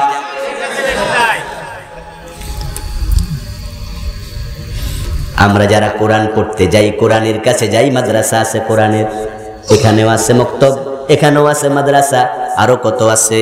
তাদের মাঝে জান্নাত পাওয়ার জন্য মাদ্রাসা আইছে। তারা কতজন মাদ্রাসার ছাত্রদের যদি সাক্ষাৎকার নেন, আপনি মাদ্রাসায় ভর্তি হয়েছেন কেন? তখন বলবে মাদ্রাসায় পড়লে ভালো চাকরি হয়, মাদ্রাসায় পড়লেও চলে, আল্লাহ রাসূলও পাওয়া যায়, আবার দুনিয়াও কিছু ইনকাম করা যায়। শুধুমাত্র জান্নাত পাওয়ার জন্য মাদ্রাসা আছে এমন সংখ্যাও আছে, কম না। কিন্তু কিছু আছে আবার দুনিয়াদারির চিন্তাও আছে। আরে ভাই, দুনিয়াদারির চিন্তা নাজায়েজ নয়, কিন্তু মিক্স হয়ে গেল। পীরের কাছে যারা যায়, পীরের কাছে যতজন মুরিদ হয়, পীরের কাছে গেলে টাকা দেয়া লাগে না পাওয়া যায়? পীরের কাছে যাওয়ার সময় যে গাড়ি ভাড়া লাগে হিসাব দেয়। ওখানে আপনি যাবেন শুধু দিয়ে আসবেন, দিয়ে আসবেন, দিয়ে আসবেন, টাকা দেন, পয়সা দেন, গরু দেন, ছাগল দেন, কোন কোন পীরের বউজিও দেয়া লাগে। নাউজুবিল্লাহ, এমন পীরও আছে না নাই? বৌদিয়া পাটি পায়, বৌদিয়া হাট্টি পায়। পীর বাবা কইছে কোনো কথা নেই। পীর বাবার কাছে যারা যায় সবাই কয় জান্নাত পাইতে চাই। তা আমাদের পীর সাহেব হুজুররা অনেকে এমন আছেন যারা জান্নাতের টিকিটও বেচে। ওনার কাছে মুরিদ হলে জান্নাত নিশ্চিত। সব দায়িত্ব পীর বাবা নিয়ে নিছে। ওনার কাছে মুরিদ হলে নামাজ রোজাও লাগে না, এবং মুরিদ হওয়ার পরে এমন নিশ্চিন্ত, জান্নাতের ব্যাপারে কোনো টেনশনই নাই। ও বন্ধু, নামাজ রোজা করছে না, ভণ্ড পীরের হাতে পইরা সব শেষ। আপনি জিজ্ঞাসা করছেন, কিরে ভাই জান্নাতে যাইবি না? ওই কন কি? ওটা তো অনেক আগে কনফার্ম। যাবো না মানে কি? কেমনে যাইবি? নামাজ রোজা তো করস না। কেমনে যাইব শুনবেন, একটু দাঁড়ান। দূর থেকে দোতরাটা কান্দে লই আইসা গানে গানে শোনায়, আছেন আমার মুক্তার, আছেন আমার ব্যারিস্টার, শেষ বিচারের হাইকোর্টেতে তিনি আমায় করবেন পার। আমি পাপী, তিনি জামিনদার। টুনটুনা টুনটুন। জামিনদারের উপর ভরসা করে বসে আছে, নামাজ কালাম ছেড়ে দিয়েছে। এমন পীর মুরিদ আছে না নাই? এমন পীর পাইছে যে পীর সপ্তাহে একবারও গোসল করে না। এটা দরবেশ। কি এটা? জাটকা চুর, গোসল টোসল নাই, গায়ের মাঝে দুর্গন্ধ, ফাড়া ছাগলের দুর্গন্ধ। ফাড়া ছাগল চেনেন? আমাদের ঢাকা একটা ছিল, মাঝে মাঝে গাবতলী থেকে যখন দেখতাম ঢাকার দিকে ঢুকতেছি, তখন দেখতাম যে তার পিছনে অনেক লোক এ সামনে হাঁটতেছে। কি যে অবস্থা, মনে মাসও একবার গোসল করে। ওনার নাম ছিল হারিকেন বাবা। তোমরা জানতে চাইলাম হারিকেন বাবা কেন? কয় রাতের বেলা হারিকেন লইয়া হাঁটে। মুরিদরাও হারিকেন লয়, পীরও হারিকেন লয়, লাইন ধরে হাঁটতেছে হারিকেন বাবার পিছনে। এই দেশে ল্যাংটা পীর আছে না নাই? এবার বলুন, ল্যাংটা পীর একা না তার মুরিদও আছে কিছু? ল্যাংটারও মুরিদ হয়। যারা ল্যাংটার মুরিদ হয় তাদেরও জান্নাত পাওয়ার শখ আছে না নাই? হারিকেন বাবার মুরিদদের জান্নাত পাওয়ার শখ আছে না নাই? বাবা কইয়া দিছে, উনার হাতে বায়াত হলে জান্নাতের দায় দায়িত্ব সব উনি নেবে। আমার ভাইয়েরা, ওই লোকগুলো জান্নাত পাওয়ার জন্য পীরের দরবারে গেল। আপনারা অনেকে পীরের কাছে গিয়েছেন, এখানে আছেন। আমি মানা করি না, পীরের কাছে যাওয়া যায়, তবে একটা শর্ত আছে, ওই পীর কুরআন হাদিস ওয়ালা হওয়া লাগবে। পীর যদি কুরআন হাদিসের বাহিরে চলে যায়, ওই পীরের মুরিদ হওয়া যায় নাই। পীর আপনার একজন উস্তাদ মাত্র, এর চেয়ে বেশি কিছু না। আপনি কোরআন হাদিসের কাছে যাবেন হেদায়েতের জন্য। 1,14,000 সাহাবীকে সামনে নিয়ে বিদায় হজের ভাষণ নবী মুহাম্মদুর রাসূলুল্লাহ সাল্লাল্লাহু আলাইহি ওয়াসাল্লাম দিলেন। সেই ভাষণে তিনি বলতে থাকলেন, হতে পারে এই দিনে, এই মাঠে, এই পৃথিবীতে তোমাদের সাথে আমার সাক্ষাৎ হবে না। বিদায় হজে এটা আছে না? রাসূলের বিদায় ভাষণ হতে পারে আর সাক্ষাৎ হবে না। এর কারণ আছে, উনি অনুমান করছেন ওই বিদায় হজের ভাষণ দেয়া কালে কোরআনের একটি আয়াত নাজিল হয়েছে, আল-ইয়াউমা আকমালতু লাকুম দীনাকুম ওয়া আতমামতু আলাইকুম নি'মাতি ওয়া রাদিতু লাকুমুল ইসলামা দীনা। আজকে আমি ইসলামকে পরিপূর্ণ করে দিলাম। প্রধান বক্তার মাহফিল শেষ। প্রধান বক্তা যখন বলে আলাইহি তাওয়াক্কালতু ওয়া ইলাইহি উনীব, শ্রোতারা উড়া শুরু করে, কারণ শ্রোতারা বুঝছে মাহফিল। এখন প্রধান বক্তার পরে যদি সভাপতি সাহেব আমি 10টা মিনিট কথা কমু, শ্রোতারা কামনে কোন আমরা যাইতেছি, ঠিক না? কন্যা একই লাইয়া। এই জন্য পাবলিক যারা চালাক তারা কয় যে ভাই আমার সভাপতি বানাইছেন, আমি ওয়াজটা হুজুর আগে দিয়া করি, কারণ পরে দিয়ে আমার ওয়াজ হবো, কিন্তু শ্রোতা। প্রধান বক্তার আলোচনা শেষ, মাহফিল শেষ। নবী মুহাম্মদ বুঝে ফেলছেন আল-ইয়াউমা আকমালতু লাকুম দীনাকুম, দিন যখন পরিপূর্ণ হয়ে গেছে, আমি নবী মুহাম্মাদের দুনিয়ায় থাকার প্রয়োজন আর নেই। তাই তিনি বললেন হতে পারে আর দেখা হবে না দুনিয়ার জমিনে। ঠিকই রাসূলুল্লাহর এই অনুমান বড়ই সত্য অনুমান। জিলহজ মাসে 9 তারিখে তিনি বিদায় হজের ভাষণ দিলেন। জিলহজের পরে আসলো মুহররম, তারপরে সফর, তারপর রবিউল আউয়ালের 12 তারিখ তিনি দুনিয়া থেকে চলে গেছেন। আল্লাহর হাবিবের বিয়োগান্তের খবর সাহাবারা যখন শুনলেন রাসূলের মুখ থেকে, তারাও বুঝে ফেলেছেন নবী মুহাম্মদ বেশি দিন থাকবেন না। কাঁদতে কাঁদতে অনেকে অস্থির হয়ে গেলেন, চক্ষু অশ্রুসিক্ত হলো, বদন মলিন হলো, বেকারার হয়ে গেছেন কেউ কেউ, কারণ তারা নবী মুহাম্মদুর রাসূলুল্লাহকে নিজের জীবনের চেয়েও বেশি ভালোবাসতেন। রাসূল সাল্লাল্লাহু আলাইহি ওয়াসাল্লাম সাহাবায়ে কেরামকে সান্ত্বনা দিলেন, কেঁদো না, থামো, টেনশন করো না। তারাকতু ফীকুম আমরাইন লান তাদিল্লু মা তামাসসাকতুম বিহিমা কিতাবাল্লাহ ওয়া সুন্নতি। সুবহানাল্লাহ। আমি চলে যাচ্ছি, চলে যাব, দেখা হবে না পরের বছর আর এখানে, কিন্তু তোমরা কেন টেনশন করো? আমি এমন দুটি জিনিস রেখে যাব। আমি চলে যাব, কিন্তু দুটি জিনিস। কয়টা জিনিস? লান তাদিল্লু মা তামাসসাকতুম বিহিমা, ওই দুইটাকে যতদিন আঁকড়াইয়া ধরবা তোমরা পথ হারা হবে না। এই দুইটাকে ধরে রাখতে পারলে জান্নাতে আবার দেখা হয়ে যাবে। হেদায়েতের কিতাব কোরআন, কিতাব আল্লাহ ওয়া সুন্নতি, দুটি জিনিস রেখে গেলাম, আল্লাহর কোরআন, আমার সুন্নাহ হাদিস। আঁকড়ায়া ধরো, আঁকড়ায়া ধরো, আঁকড়ায়া ধরো এই দুইটাকে। এখন আমরা দুটা ছেড়েছি, ফির আর তার মুরিদ ধরা শুরু করে দিয়েছি। পীর সাহেবের খলিফা ধরতেছে, খুঁজা খুঁজা খুঁজা, হুজুর তো মরে গেছে, খলিফা কই আছে খোঁজো। কোরআন হাদিস ধরার চিন্তা নাই। মনে রাখো মুসলমান, ভালো করে শোনো, ফির উস্তাদ ছাড়া কিচ্ছু না। তোমাকে জান্নাত দেওয়ার কোনো ক্ষমতা ফিরের নাই। ফির জান্নাত দেবে কেমনে? ফিরে জান্নাত কার কাছে? ইয়াউমা ইয়াফিরুল মারউ মিন আখিহি ওয়া উম্মিহি ওয়া আবিহি ওয়া সাহিবাতিহি ওয়া বানিহি। আল্লাহ বলে সেদিন ছেলে দেখলে মা পালাবে, মা দেখলে ছেলে পালাবে, ভাই দেখলে ভাই পালাবে, স্ত্রী দেখলে স্বামী পালাবে, কেউ কারো পরিচয় দিতে চাইবে না।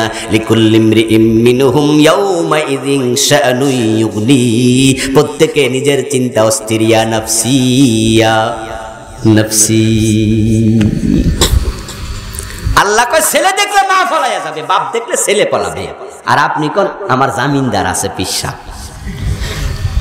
কার উপর ভরসা করছে? বুঝেন না কেন মুসলমান? শিক্ষক ক্লাসে পড়াবে, পরীক্ষার হলে তোমাকে বলে দেবে না। পরীক্ষার হলে তুমি পরীক্ষা দাও। আমরা যারা শিক্ষক, আমিও তো একজন শিক্ষক, কামিল মাদ্রাসায় পড়াই, পরীক্ষার হলে মাঝে মাঝে ডিউটি দেই, মাদ্রাসার অভ্যন্তরীণ পরীক্ষা ডিউটি দেই। আমি যেই কিতাব পড়াই, আজকে আমার সাবজেক্ট পরীক্ষা দিচ্ছি, ছাত্রকে আমি বলে দেবো? আমার জিজ্ঞাসা করলে আমি বলি এই থাম, এখানে কোনো প্রশ্ন চলবে না, প্রশ্ন বুঝাও পরীক্ষার অংশ। প্রশ্ন বুঝোস না কেন বেটা? উত্তর বলে দেয়া তো দূরের কথা, প্রশ্ন বুঝাটা পরীক্ষার অংশ। পরীক্ষার হলে কথা চলবে না, ঘাড় নাড়াবে না, লিখতে থাকো, তোমারটা তুমি বোঝো। ঠিক কিয়ামতের দিন আপনার পীর আপনার জবাব দেবে না, আপনার জবাব আপনাকেই দিতে হবে। পীর সাহেব হুজুরের বউ আছে না নাই? কথা বলুন না, আছে না নাই? স্ত্রী সন্তান আছে না নাই?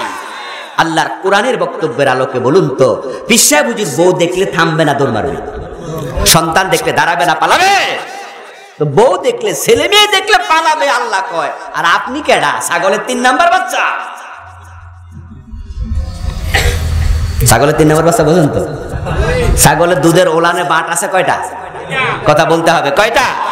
2টা। বাচ্চা 3টা হলে 2টা খায়, আর একটা উলালে লাফায়। বাট আছে 2টা, খাবেও 2টা। এখন বাচ্চা তো 3টা, 3 নাম্বারটা কি করে? শুধু শুধু পাল মারে, কয় তুমি উলালে উলালে লাফাও, খাইতে পারবে। এই জন্য আমল করো, কোরআন হাদিসের কাছে যান দোস্ত, যান, দৌড়ায়া যান, দৌড়ায়া যান। এ কোরআনের মাদ্রাসায় ছাত্র দেন, সন্তান দেন, পরিতাপ আজকে আমরা কোরআন ছেড়ে দিয়েছি, দৌড়াচ্ছি আমরা বন্ড পীরের কাছে। ওই পীর আপনাকে জান্নাতে নেবে কিভাবে সম্ভব? এজন্য আমি বলবো যে পীরের কাছে কোরআন হাদিস নাই, ওই 10 বছর চলে গেছে এখনো কোরআন তেলাওয়াত জানে না। পীর সাহেব শুধু জিকির শিখায়, জিকির। তাসবিহ ছিল 100 দানার, এখন হইছে 1000 দানার। দাঁড়িয়ে হইছে, টুপিও হইছে, পায়জামা পাগড়ি পাঞ্জাবিও হইছে, জিকির আজকারও বাড়ছে, কিন্তু কোরআনটা শিখা হয় নাই। আপনি নফল নিয়ে আসেন, ফরজের খবর নেই। এটা সুন্নাহ, এটা সুন্নাহ মুস্তাহাব্বা, পাঞ্জাবি সুন্নাহ মুস্তাহাব্বা, জিকির সুন্নাহ, সকাল সন্ধ্যা করবেন, নিশ্চয় করবেন, আমিও বলি করবেন। কোরআন হাদিসে জিকিরের ফজিলত আছে অনেক, আপনাকে আমি বলি করেন। আপনার পীর আপনাকে জিকির করতে বলছে, সব ঠিক আছে, কিন্তু কোরআন পড়তে বলে নাই। এটা হক্কানি পীর হতে পারে না। আমার বন্ধু নামাজ অবস্থায় পাগড়ি মাথায় দিছেন, দেখতে বড় সুন্দর লাগে। ফেরেশতারা বদরের যুদ্ধে যখন আসছে তাদের মাথায় পাগড়ি ছিল। রাসূলুল্লাহ পাগড়ি পরতেন, সাহাবায়ে কেরাম পাগড়ি পরতেন। পাগড়ির ফজিলত আছে, এটা দারুণ একটি ইবাদত, ভালো ইবাদত, পোশাকের সুন্নাহ। হুজুর পাগড়ির ওয়াজ করছে, এই ওয়াজ শুইনা মুসল্লি তো পাগড়ি ছাড়া নামাজ পড়ে না। একদিন বাজারে গেছে, আসতে একটু লেট হয়ে গেছে, মাগরিবের আজান হয়ে গেছে। এখন পাগড়ি নিতে তো আজকে মনে নাই, পাগড়ি ছাড়া নামাজ পড়ে না। হুজুরের ওয়াজ মনে হইয়া গেছে, ফেরেশতারা পাগড়ি মাথায় দিয়ে আসছে বদরের যুদ্ধে, আমার হুজুরও পাগড়ি ছাড়ে না। এখন মুয়াজ্জিন সাহেব কয়, এই ভাই আজান তো দিয়া দিছি, জান কেন নামাজটা পড়েন? উনি কয়, পাগড়ি তো আনি নাই। ঠিক আছে, ঠিক আছে, পাগড়ি নিয়ে মসজিদে আসলে জামাত পাবো না, ব্যবস্থা একটা করি, লুঙ্গিটা খুইলা মাথায় বাঁধছে।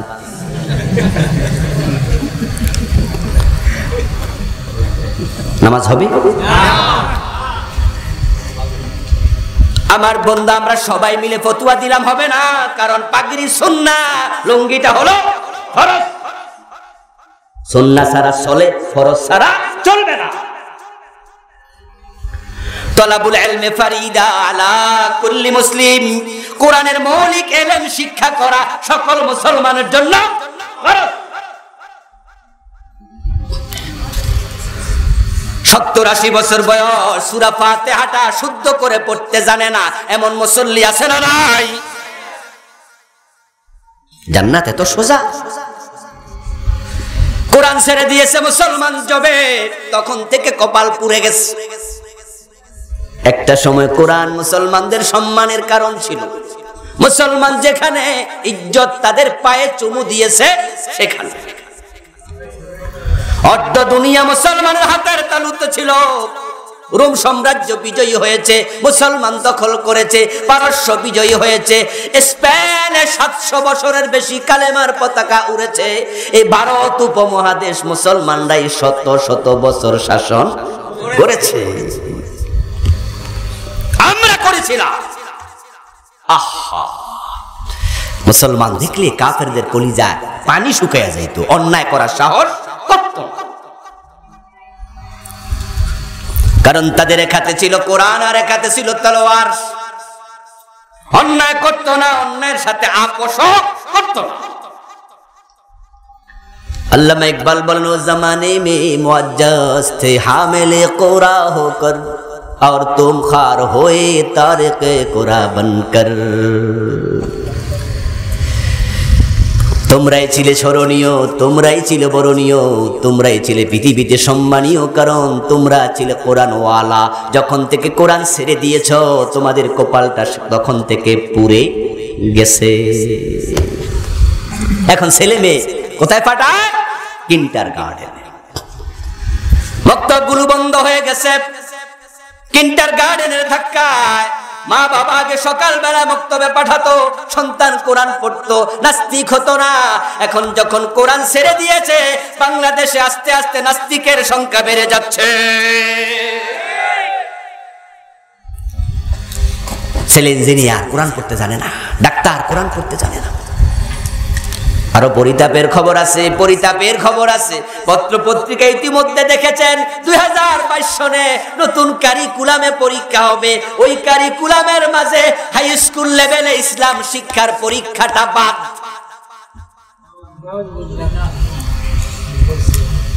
হাই স্কুল লেভেল 100 নাম্বার ছিল, আগে ইসলাম শিক্ষা ছিল না, ধর্ম শিক্ষা 100 নাম্বার। 2022 সনে নতুন কারিকুলাম হচ্ছে, হাই স্কুলেও পরীক্ষা ইসলাম ধর্ম বাদ।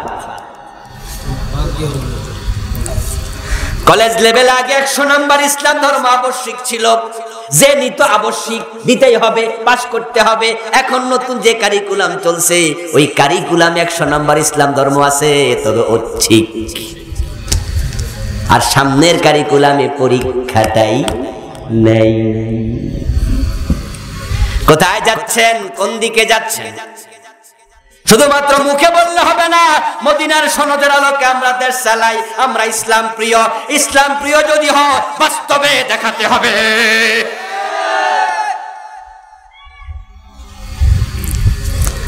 এই জন্য আমি অনুরোধ করতে চাই, সন্তান কোরআনওয়ালা বানাও। এমন সন্তান বানাবেন ভাই, আপনার পড়ার পরে কলিজার টুকরা সন্তান যেন জানাজার ইমাম হয়ে যায়।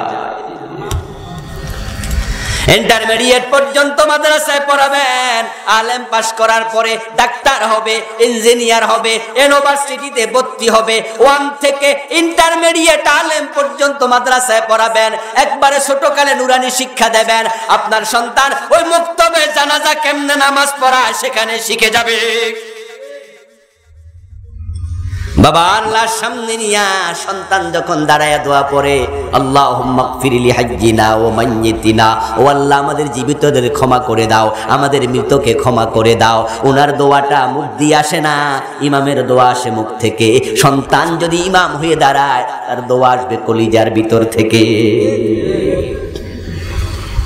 কিন্তু পরিতাপ, এমন সন্তান আমরা রেখে যাচ্ছি, জানাজার নামাজে আসে আইসা টুপি হাওলাত স্যার, জানাজার নামাজে এসে স্বাস্থ্য ভাই খালতো বাইরে কত টুপিটা একটু দে, টুপিটা মাথায় দিয়া বাবার লাশ সামনে নিয়া তারপরে মাইকের কথা কয়, কথা কইয়া আবার কয় হুজুর জানাজার নামাজের নিয়মটা একটু কইয়া দেয়।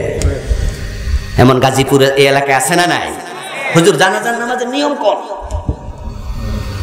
এখন হুজুর জানাজার নামাজের নিয়ম বলে দিছে, ইমামের পিছনে 4 তাকবীরের সাথে ফরজে কিফায়া সালাতুল জানাজা আদায় করছি, আল্লাহু আকবার। নিয়ম কইয়া দিছে। এখন আল্লাহু আকবার কইছে, আল্লাহু আকবার কোয়ার পরে দোয়া আছে না নাই? যেহেতু নিয়তে জানে না, দোয়া শিখবো কবে? আল্লাহু আকবার বলার পরে নামাজ কি শেষ না শুরু? তো বেড়ার জন্য তো শেষ। হে তো খাড়ায় চুপ করে রইছে। কয়দিন আগে একজনের লেখা পড়লাম সোশ্যাল মিডিয়ার, ছেলে একজন বড় অফিসার, বাবার জানাজা দাঁড়ায়া আছে, বাবার জানাজার নামাজে দাঁড়ায়া ইমামের পিছনে নামাজ পড়ছে। আল্লাহু আকবার, আল্লাহু আকবার, আল্লাহু আকবার। ইমাম তৃতীয় তাকবীর যখন দিল, তৃতীয় তাকবীরের একটুকু পরে ওই ছেলেটা চিৎকার দিয়া নামাজের ভিতর হাউমাউ করা শুরু করছে, চিৎকার দিয়ে কান্না শুরু করেছে।